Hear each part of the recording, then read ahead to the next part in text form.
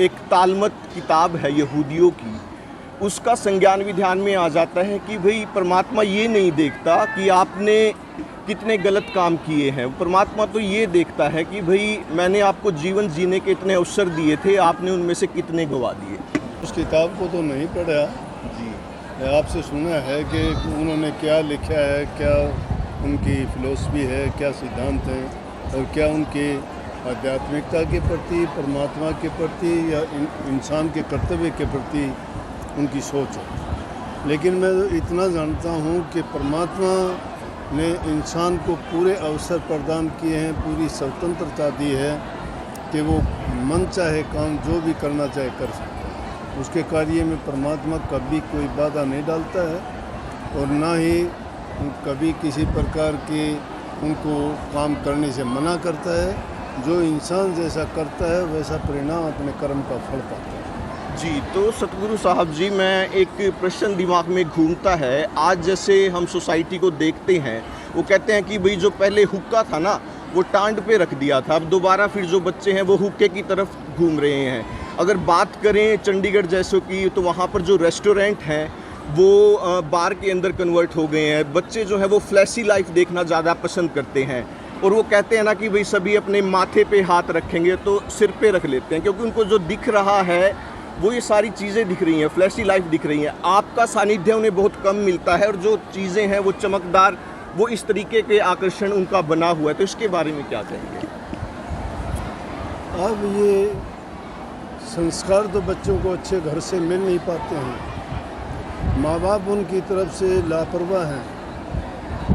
वो अलग चीज़ है कि माता पिता उनके लिए जो वो चाहते हैं, जैसा वो खाना पीना, जैसा पहनना ओढ़ना, जैसी दूसरी सहूलियत जो भी वो चाहते हैं, माता पिता उनको मुहैया करवाते हैं, क्योंकि वो उनकी संतान है, वो प्यार करते हैं। लेकिन उस प्यार में वो ये नहीं समझते कि वो किस ओर जा रहे हैं।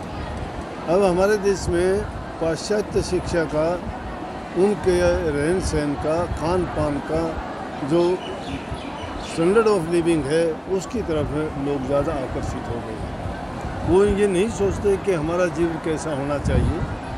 आध्यात्मिकता के प्रति जो हमारा विचार था, जो रुझान था, वो आज की पीढ़ी में देखते हैं बहुत कम लोग उस ओर आते हैं। उसका कारण ये है क्योंकि नींव कमज़ोर है।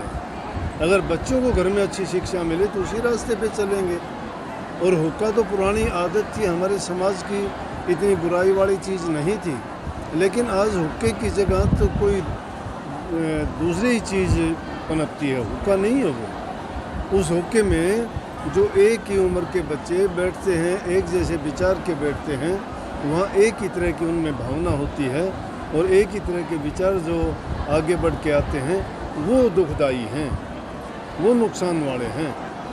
अगर हुक्का जैसे हम समाज में बैठ के पीते थे, घरों में बैठ के पीते थे, उसमें छोटे बड़े, चाचा ताया भाई सब शामिल होते थे और उस हुक्के पे बैठ के तो बड़ी बड़ी बातें होती थी, बड़े बड़े अच्छी कहानियाँ सुनने को मिलती थी और उनको सुन के ही तो बच्चों का चरित्र निर्माण होता था। आज एक ही उम्र के बच्चों में क्या चरित्र निर्माण कैसे हो सकता है? इसलिए वो ऐसा होना संभव नहीं है। तो इस प्रकार से बच्चे रास्ते से भटक रहे हैं। जी, तो सतगुरु जी अगर बात करें ज्ञान की, तो जैसे महात्मा बुद्ध थे, उनको वृक्ष के नीचे ज्ञान हुआ, पीपल के वृक्ष के नीचे। तो अधिकतर महापुरुष बताते हैं कि वो जब प्रकृति के सानिध्य में आते हैं तो उनको ज्ञान की प्राप्ति हो जाती है।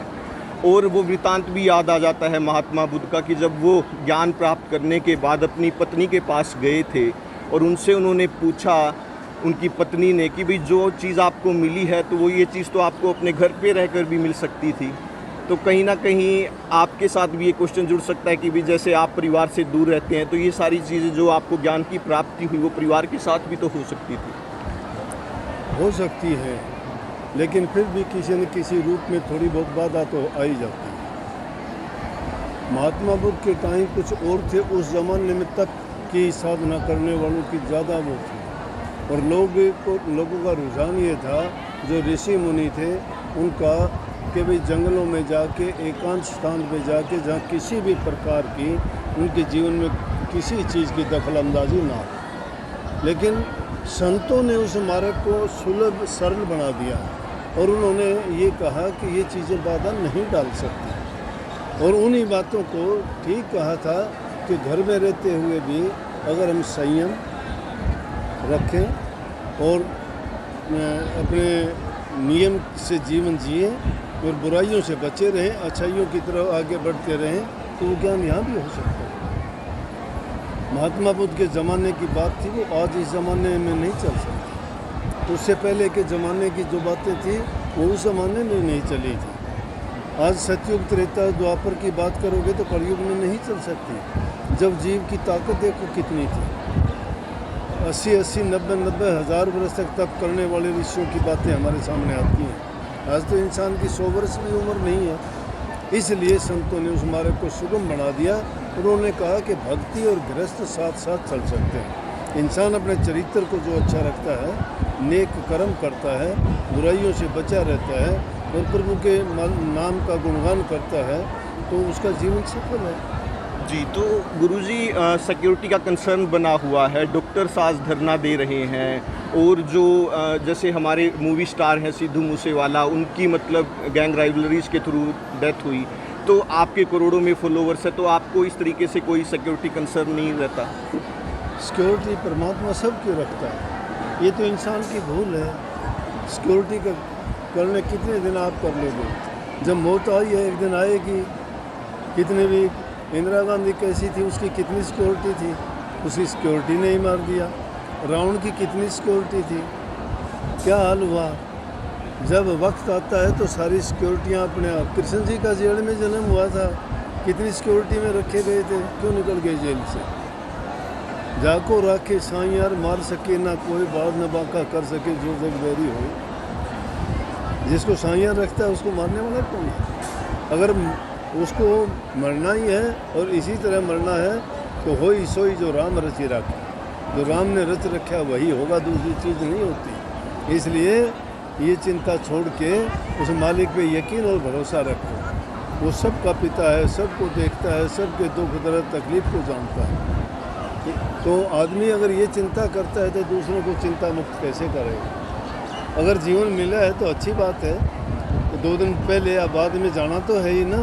क्या पता हमारा उस बहाने से ही जो काम होना हो तो उससे हो जाएगा। नहीं तो आप देखते नहीं, सुनामी आती है, कहीं अर्थक्वेक आने के कारण बड़े बड़े महल मकान गिर जाते हैं, बड़े लोग उनमें दब के ख़त्म हो जाते हैं, और वहाँ एक छोटा सा बच्चा 5-6 महीने का जिंदा निकल आता है कई दिन के बाद में। तो किसने बचा लिया उसको? तो जिसने बचाना है वो उसको बचा लेगा, उसको सिक्योरिटी की ज़रूरत नहीं है। इंसान परमात्मा पर विश्वास नहीं करता, इसलिए लोगों पर विश्वास करता है। जी गुरुजी, एक बुक पढ़ी थी मैंने, द ऑटोबायोग्राफी ऑफ अ योगी, तो उसमें बताया गया कि भाई योगी की जो पहुंच है वो कहां कहां तक हो सकती है। तो जैसे आपकी भी आंतरिक सफ़र रहा है, सूरत शब्द योग से आप जुड़े हुए हैं, तो क्या इस तरीके के साधक के पास अनुभव आते हैं कि वो उस स्टेज तक भी पहुंच जाता है कि वो मृत आदमी को जीवित कर सकता है, बीमार को ठीक कर सकता है, और उसका जो प्रिडिक्शन लेवल है वो इतना पहुंच जाता है कि वो देखकर बता सकता है कि भाई आप इस समय बाद आपकी मृत्यु होगी, या आप ये चीज़ मत करें, आपका ये नुकसान होगा? जो जिस क्षेत्र में जैसा काम करता है ना, उसका अनुभव हो जाता है। काफ़ी बातों का पता लगता है, काफ़ी बातों का अंदाज़ा आदमी को होता है कि ये ऐसा होगा। क्योंकि इंसान के हाव भाव देखना, उनके आचार विचार देखना, उनके रहन सहन के कारण हमें जो भी चीज़ आप लगातार देखोगे आपको आइडिया हो जाएगा।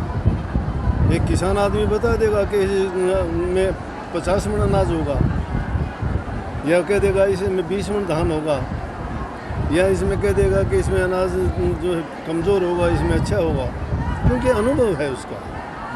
तो इसी प्रकार से जो जिस फील्ड में काम करते हैं ना, उनको इतना तो अनुभव हो जाता है। रही मुर्दा जिंदा करने की बात, ये तो आम बात हम भी करते हैं रोज़ाना जिंदा। जो इंसान जीवन से थके हुए हैं, हारे हुए हैं, निर्बल दुर्बल विचार हैं, और उन्होंने मान लिया है कि मेरा जीवन किसी काम का नहीं है, कोई रोग के कारण, कोई परेशानी के कारण, कोई गरीबी के कारण, और उनको अच्छे विचार देके उनको तुम जीने के लिए उनको शक्ति देते हो, उनके विचारों को बदल देते हो, जिंदा करना तो है ही। और प्राण निकलने के बाद में कोई किसी को जिंदा नहीं कर सकता, ये विधना का विधान ऐसा नहीं है। कि उसके नियम में कहीं ये हो कि कोई इंसान सोड़ा छोड़ दे और उसको जिंदा कर दे, ऐसा नहीं हो सकता। जी, तो गुरुजी उन साधक के लिए अंतिम में क्या संदेश देना चाहेंगे जो आपके रास्ते पर चले हुए हैं और कुछ आंतरिक अनुभव भी उनको हो जाते हैं, लेकिन अच्छे अनुभव करने के बाद भी वो भटक जाते हैं क्योंकि आंतरिक में भी कुछ देख लेते हैं और एक अवस्था भी आती है गुरुजी की जब इंसान ये तक भी कह देता है कि भाई अहम ब्रह्मास्मि, यानी कि या तो उसको लगता है कि भाई उसने कुछ अचीव किया तो वो मान लेता है कि भाई हाँ मैं भी कुछ हो गया, और उसके बाद फिर भटकाव की तरफ चला जाता है। तो उनके लिए क्या संदेश है? बिल्कुल सत्य बात है। बहुधा ऐसा देखा भी जाता है, क्योंकि ऐसा करने के बाद इंसान को अहंकार हो जाता है और अहंकार होने के कारण उसमें गिरावट आ जाती है। लेकिन संत मत में ये चीज़ नहीं होती। संत मत में जितना ये योग की क्रिया में आगे बढ़ता चला जाता है, उतना ही वो गरीब, निर्बल, असहाय, दुर्बल और अपने आप को मतलब कभी भी कुछ भी मानता ही नहीं है।